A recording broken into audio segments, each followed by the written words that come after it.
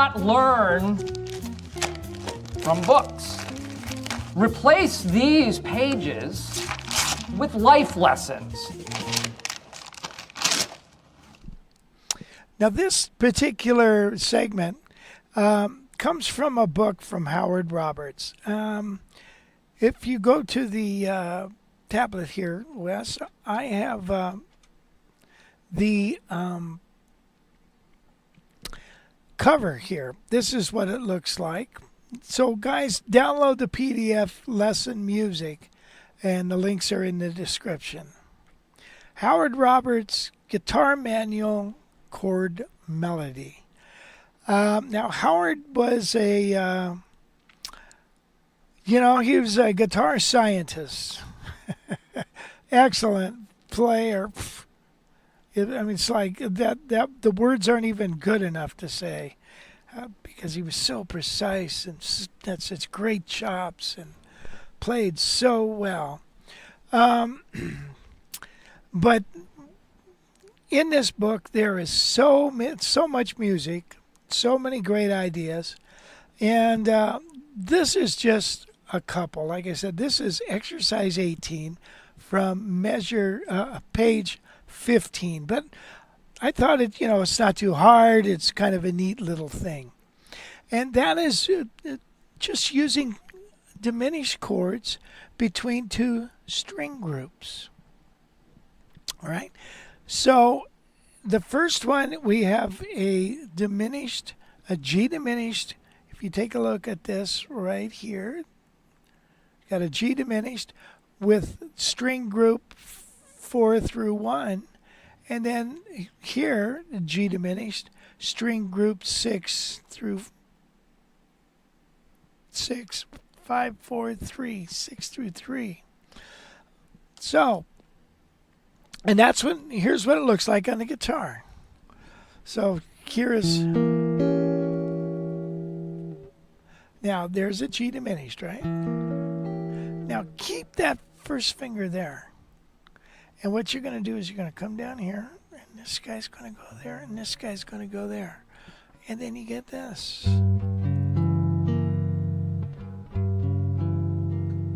So, and that's a very dark diminished sound, isn't it? And then he slides it up 4 frets.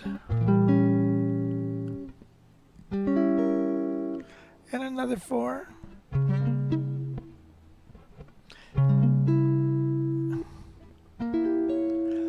And finally another 4.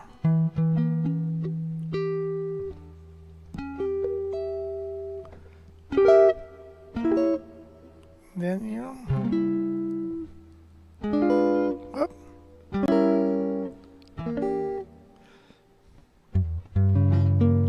And where does G diminished resolve? Resolves to one of them would be F. Or it could be A flat. He has A flat.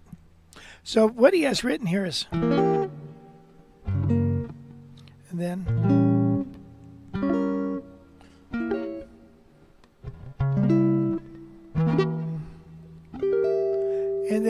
to an A flat.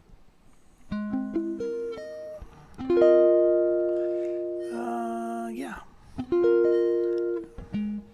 So G diminished, right, is 5 of C, so it would resolve to F. G diminished can be thought of 5 of E flat, therefore it would go to A flat.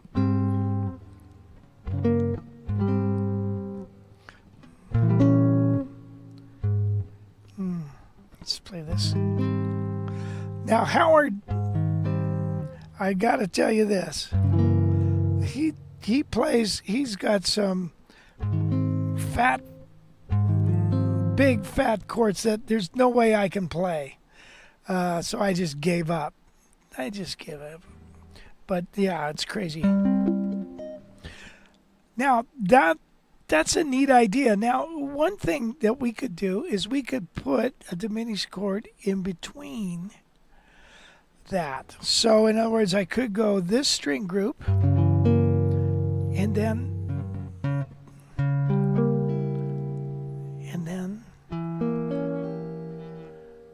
then it's resolution. So this string group would look like this.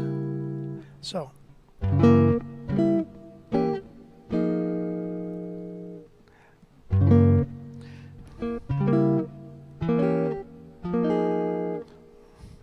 let's go.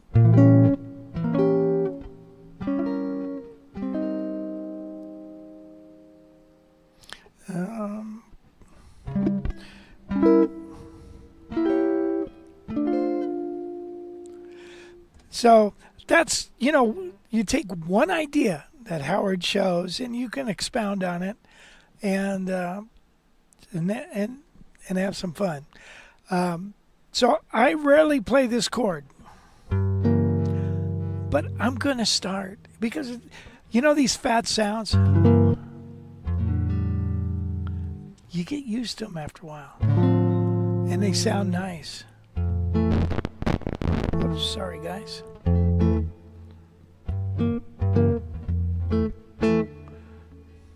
Ah.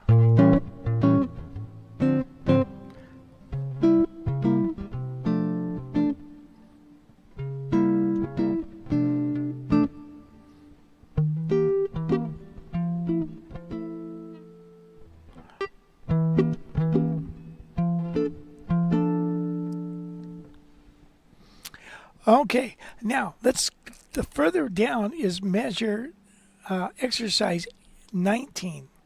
Now in this one, he's taking an augmented chord. And remember, the augmented chord comes straight out of the whole tone scale.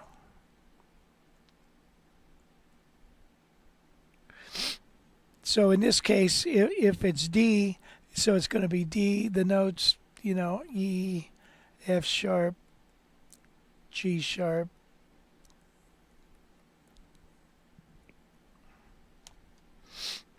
so what he's doing in here is he's got, starting here, it's a D chord, and he's having it resolve to E flat major 7th or major 9.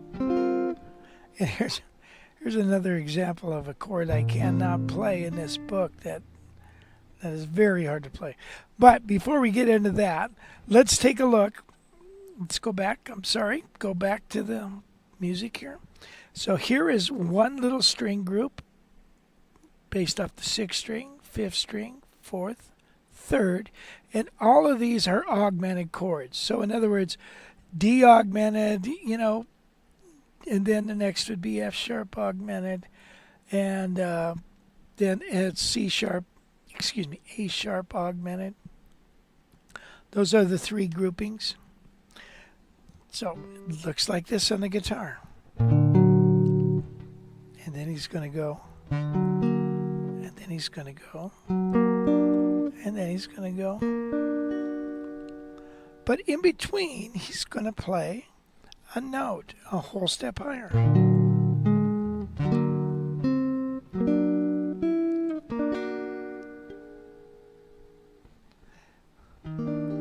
And it could resolve to E flat.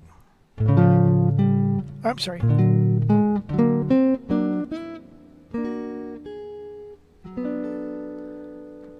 Could resolve to G.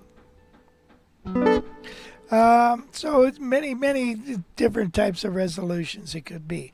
But here's the idea, right? Is just to add this extra note.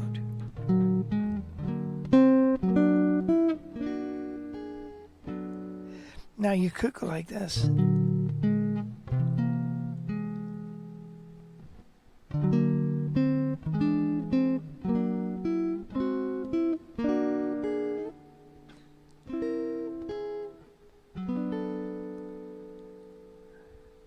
That's kind of a cool little, or I could go.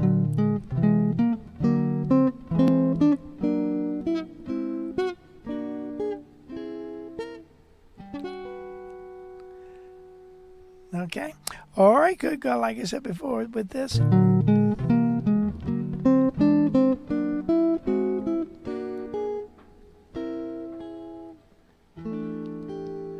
Isn't that a cool sound?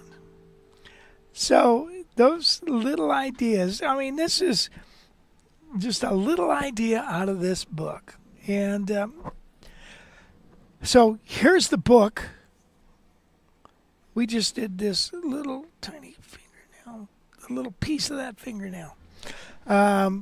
So if you get a chance, pick that book up.